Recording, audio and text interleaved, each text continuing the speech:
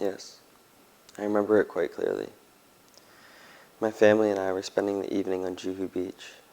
It was my 8-year-old daughter who first took notice of the large mass hurtling down just in front of us. A couple of seconds later, all eyes on the beach were in the sky, and then a couple of seconds after, the commotion started setting in. I personally thought it was some sort of 4-engine airliner in a spiral dive, but I heard others on the beach saying that it was a meteorite. Either way, I think everyone would agree with how it ended. There was an immense boom when the aircraft hit the water, like so loud that you could feel it in your chest. Some people claim it was flaming while it was falling, but I think it was just their minds filling in blank spots. It all happened so fast.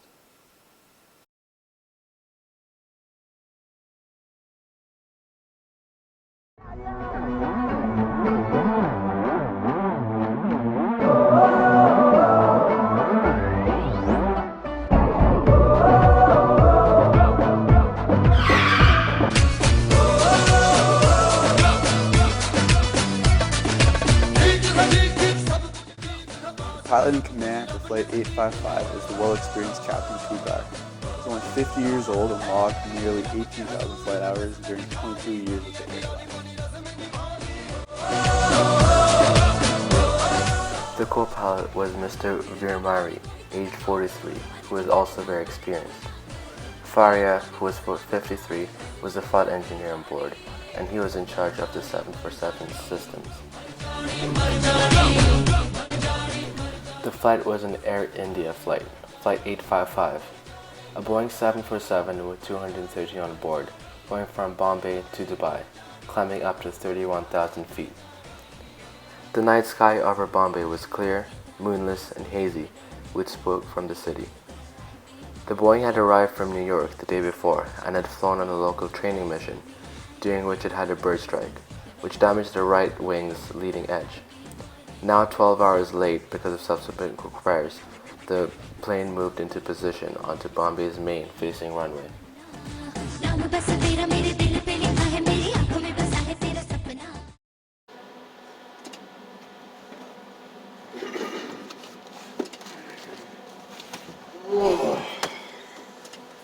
was your New Year's? Pretty good. Yeah. Few drinks with the family. Nice, nice. That's about it. Man, finally we got back after that long delay. 12 hours, that's nuts. Yeah, I'm ready to go. How was your Hi. New Year's? Oh, it was pretty good. New Year's dinner? Oh, no, I've been fasting lately. No way. Yeah, so, yeah, I haven't eaten much. How you doing back there, bud? Good. Perfect. Sounds good to me. Alright, so we good to go? Yep, let her rip. Got the checks. Engine 1, and 2, and 3, and 4. All check to go. All right, I'm gonna start her up. Perfect. All right, start taxiing out here. On the night of the crash, Flight 855 was expected to do a normal departure procedure known as the CB1. This calls for them, after crossing the midnight ocean, to turn and climb away from Bombay en route to Dubai to their expected altitude of 31,000 feet. Bombay Tower, holding short runway 23. Flight 855, clear for takeoff, runway 23. Cleared for takeoff, runway 23, 855. Heading confirmed. Yep, all good here. All right, rotate, positive rate, Gear up, indicated up, and flaps up. flaps up. Okay, all looking good here. Wow, what a beautiful night. All right, after takeoff, checks complete. Okay. Flight 855, please report climbing through 8,000 feet. 855 reporting through 80. Happy New Year to you, sir. Oh, wow, beautiful. All right, we're all good to go here. This was the last transmission call made from Flight 855. Little did they know that in 22 seconds, they'd be crashing into the Indian Ocean in a perfect spiral dive at 390 miles per hour. All right. Whoa, whoa, whoa. My instruments. Mine's just... Mine's just... Mine's also toppled. Okay, check your instruments. Mine's also toppled. Captain, use this one. Okay. Check it. It's just...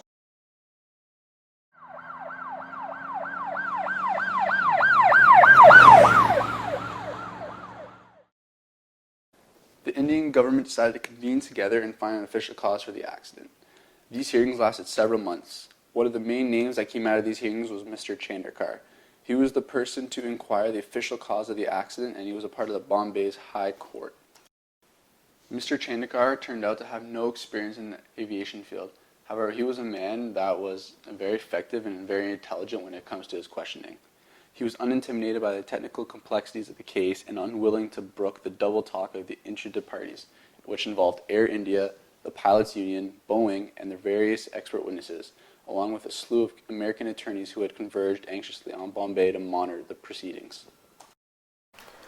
Boeing recreated every aspect of the flight in the simulator study they had. They found that the airplane was expressing a perfect spiral dive.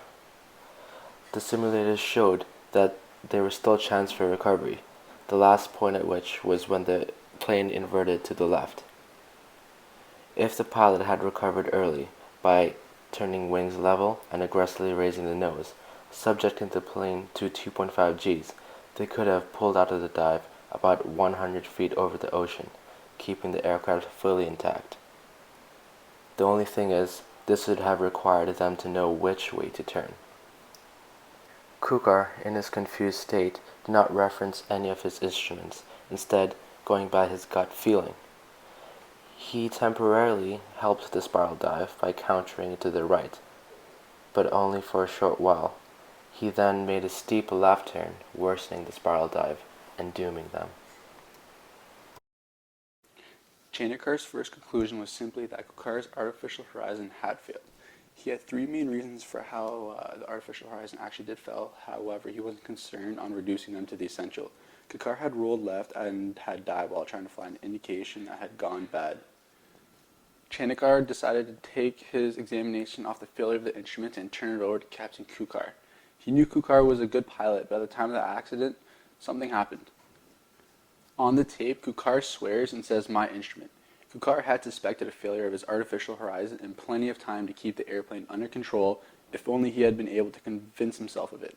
If this lack of conviction seems hard to understand, remember that in the complete blackness of that night, a toppling artificial horizon would have looked level to Kukar as he is.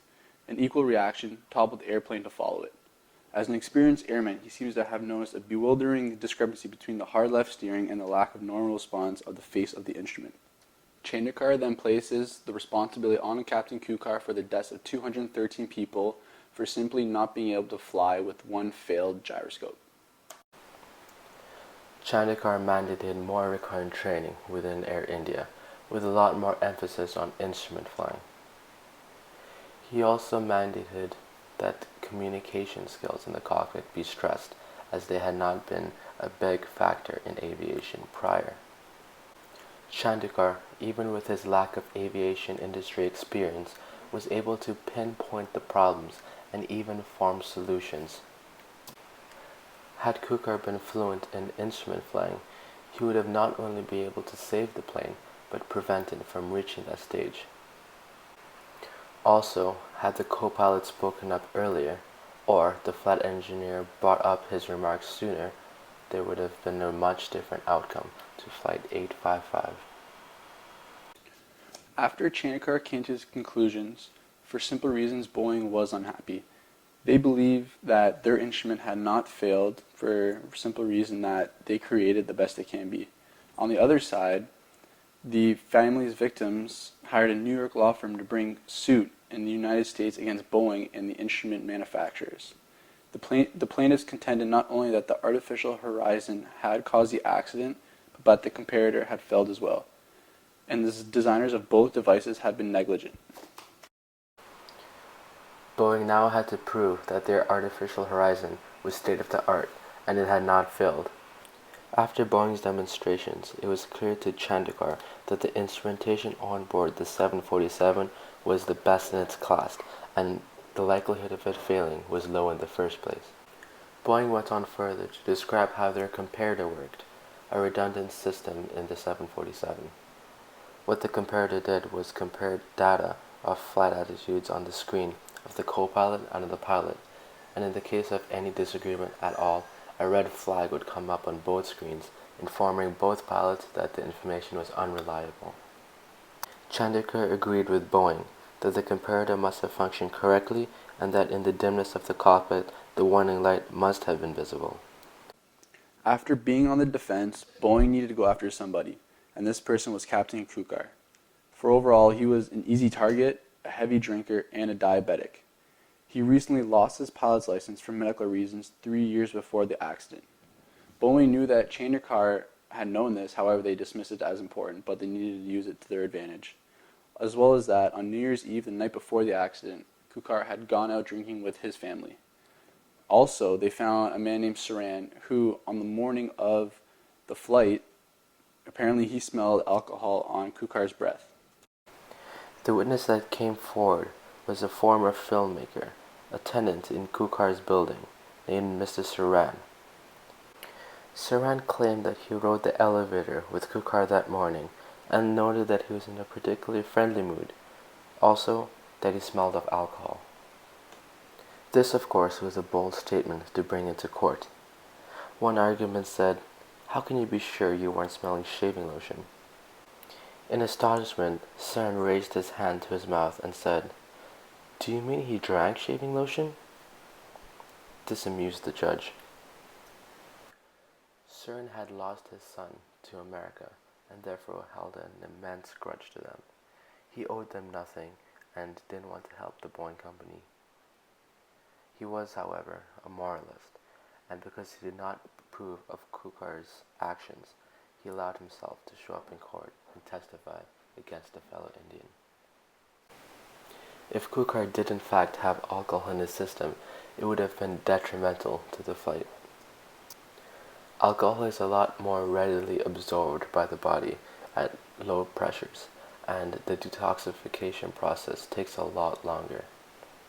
It has been determined that alcohol is absorbed into the fluid of the inner ear and will stay there after it has been eliminated from the blood, brain, and body tissues.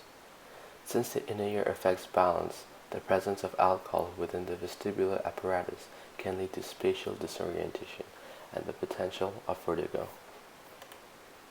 The presence of alcohol in the blood interferes with the normal absorption of oxygen by the tissues and can result in histotoxic hypoxia. As the reduced cabin pressure at high altitudes has already reduced the ability of the hemoglobin to absorb oxygen, the effect of alcohol in the blood during flight at high cabin altitudes becomes much more pronounced than it would be at sea level. The negative effects of one drink can be magnified as much as 2 or even 3 times due to the cumulative effects of alcohol and altitude. The national limit in Canada is 8 hours bottle throttle. However, it is important to note that satisfying this is only satisfying the "is it legal" category. Is it safe depends on the individual. Each individual person has their own alcohol tolerance, so you need to know your own limits and be within them.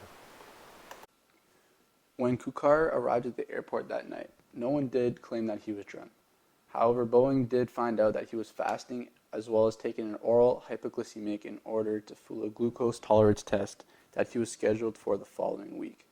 Along with this drug, plus the fasting, plus the drinking the night before when Kukar taxied out for takeoff, most likely he was suffering from low blood sugar, a dangerous condition for a diabetic and potentially disturbing to the functioning of the inner ear.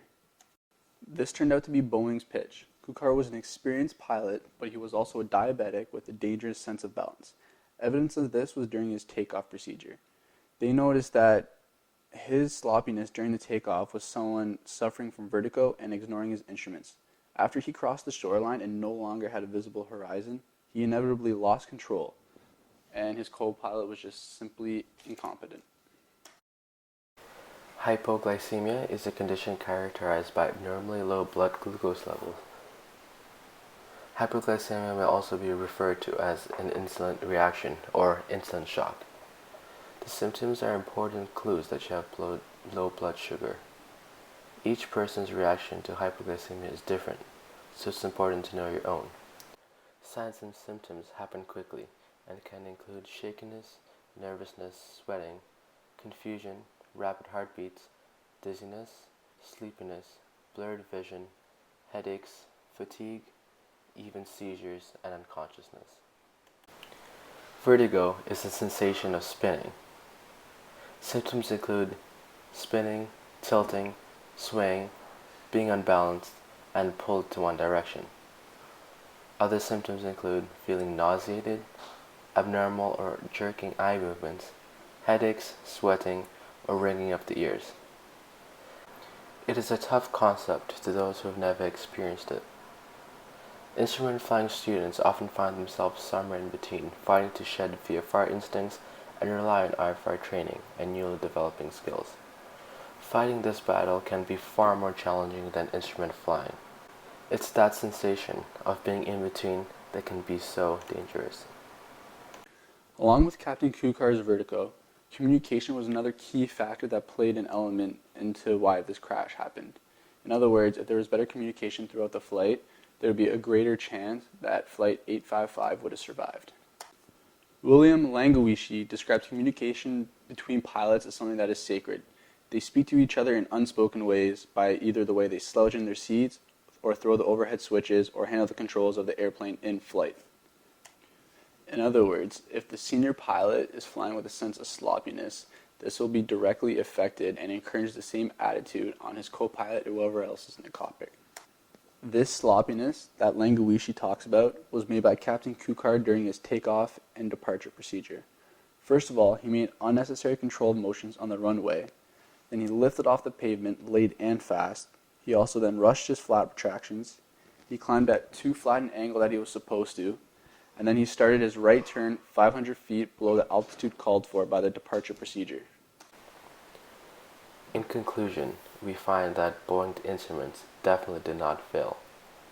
They had the most advanced systems, not skimping on anything, filled with many redundant systems. The comparator, as agreed by all, did not fail, which would have indicated very clearly to either pilot not to trust their attitude indicators. Therefore, the attitude indicators were actually showing the correct information, and if promptly assessed, then corrective measures could be taken, drastically changing the outcome of the flight. Poor communication was a large factor in the cockpit. Communication not only consisted of what was said, but what wasn't said, rather, what was shown through action.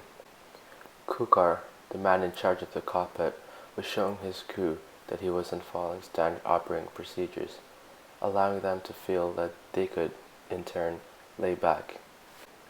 His decisions to climb at a faster speed, shallower angle, turn early, and retract flaps early all set the tone for the flight. Boeing had then proven a well enough case that Kukar had succumbed to vertigo. They discovered that he was fasting, taking an oral hypoglycemic, drinking the night before, and they found a witness that said he had alcohol in his breath the morning of. All of this stuff means that on the night of the flight, he was suffering from low blood sugar. Low blood sugar is one of the main reasons why that a person will experience vertigo in flight due to the functions of the inner ear.